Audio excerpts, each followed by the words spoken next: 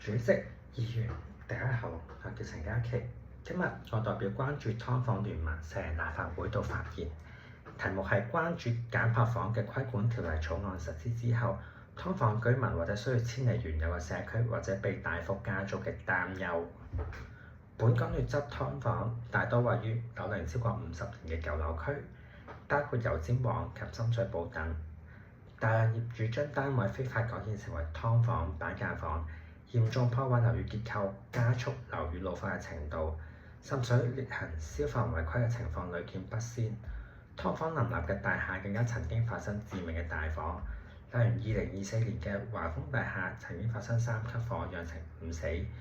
；2023年北角英皇大廈發生火警致3名嘅死亡。華豐大廈同英皇大廈同樣亦都有唔少嘅劏房戶。事件引起劏房居民對於家居安全嘅注意，住客得唔到保障之餘，隨時賠上性命。居民盼望有住屋有質素、有基本嘅專業。對於簡樸房嘅規管條例草案，對於規管簡樸房亦都有唔少嘅要求，包括最低面積定為唔少於8平方米，而且必須有窗、獨立廚廁以及合規格嘅走火通道。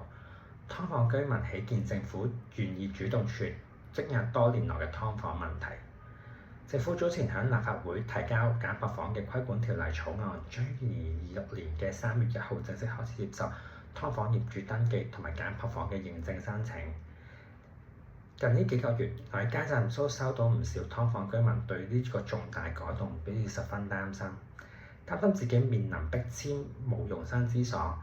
劏房戶供應大幅減少之下而大幅加租，甚至流離失所、流落街頭嘅情況。另一方面，劏房居民大多屬於一啲收入唔穩定嘅一群，面對經濟下行嘅壓力，就業情況惡化，唔少居民都反映到成日都有開工唔足嘅情況。因此，我代表居民喺立法會上面發言，希望將劏房居民嘅心聲讓大眾知道。香港自居足以引以為傲嘅大城市，竟然仲有一班居民擔心自己即將會被逼遷。希望議員公員可以聆聽一下基層市民嘅關心。現行劏房居民所擔心嘅問題其實有3個嘅歸納咗。第一個就係業主可能將合規格嘅成本轉嫁俾劏房嘅租戶，因為更新劏房而合乎法例嘅要求，需要涉及額外嘅資金，業主有機會將涉及額外更新嘅資金令到劏房去加租。雖然現行2021年業主修訂嘅條例限制劏房戶嘅業主喺續租嘅時候加租幅度唔可以超過10%，但劏房業主都有權重新收翻劏房，重新出租，再以設備更新嘅原因大幅加租，或者收取唔同類型嘅費用。劏房租住戶面臨唔獲得續約嘅機會，以及增加額外搬遷費用嘅壓力，造成佢哋嘅額外經濟負擔。第二社區內嘅劏房供應預期大幅減少，因為簡樸房涉及改裝、涉及增加洗手間、走火通道同埋對面積有下限嘅要求。喺樓面不變嘅情況之下，預期部分不合資格嘅劏房將會改裝，以致可以出租嘅簡樸房供應下降。根據統計處喺2021年嘅人口普查嘅劏房主題性報告顯示，全港有107200個劏房戶，當中絕大部分都係私樓嘅租戶。居劏房戶嘅人口大概有214200人，較2016年嘅劏房92000個其實5年間多15000個劏房，反映劏房嘅需求越嚟越多，預期劏房價格都將會持續上升。有部分嘅劏房戶或者未能面臨應付租金開支而選擇露宿街頭，或者環境衛生更加惡劣嘅不適切嘅居所，譬如床位、太空艙等等居住。第三社區網絡瓦解，劏房居民面對搬遷嘅時候所面對嘅困難。假如佢哋未能夠做到原區安置嘅時候市民點樣去適應新嘅地區呢？普遍過渡性房屋嘅選址位於偏遠嘅新界區，例如提供達1800伙嘅元朗東頭同心村，同埋提供近2000伙嘅錦上路博愛江夏圍村等等。居民嚟到區內就業機會同埋相關嘅崗位都唔多，好難揾到合適嘅工作機會。根據政府統計處嘅資料顯示，近40%嘅劏房居民從事零售或者飲食嘅行業，接近30%嘅劏房居於本區工作，比例咧遠高於同區工作嘅工作人口17.4%，反映劏房居民咧偏好原區就業。如果劏房居民需要搬到過渡性房屋嘅項目，佢哋需要面臨通勤時間同埋交通開支大大增加嘅狀況，咁亦都影響到劏房居民遷去唔同過渡性房屋項目嘅誘因。針對居民關注嘅事項，我提出咗4點可行嘅建議，希望官員、議員可以有多一份嘅視覺。第一咧就係針對劏房進行更加嚴格嘅租金管制。有唔少劏房居民反映業主重新整理為簡樸房之後，擔心改變或者設備更新嘅成本會轉嫁俾自己身上，因此咧建議實行更加嚴格嘅租金管制，例如劏房嘅登記制度同埋租金設立定期嘅追蹤，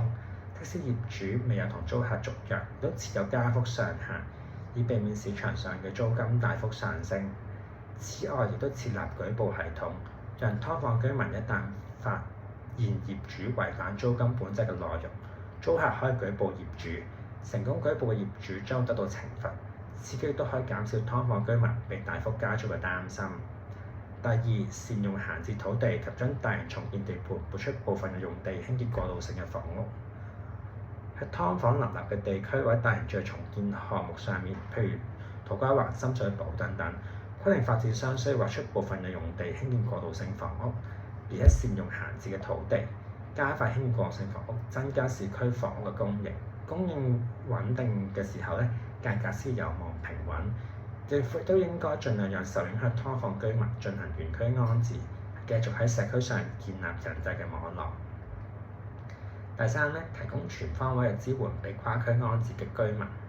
喺選址偏遠嘅簡公屋或者過渡性房屋嘅項目上面，提供交通、就業、醫療、社區配套或者學校校網等等嘅全方位支援。例如喺過渡性房屋上面，增加社工團隊或者關愛隊，以個案形式專責處理原本劏房居民適應新環境、福利需要、安置問題，針對過渡性房屋嘅位置舉辦招聘會等等，以減低劏房居民喺搬遷上面所遇到嘅困難同埋適應嘅問題，亦都增加咗遷入偏遠地區嘅誘因。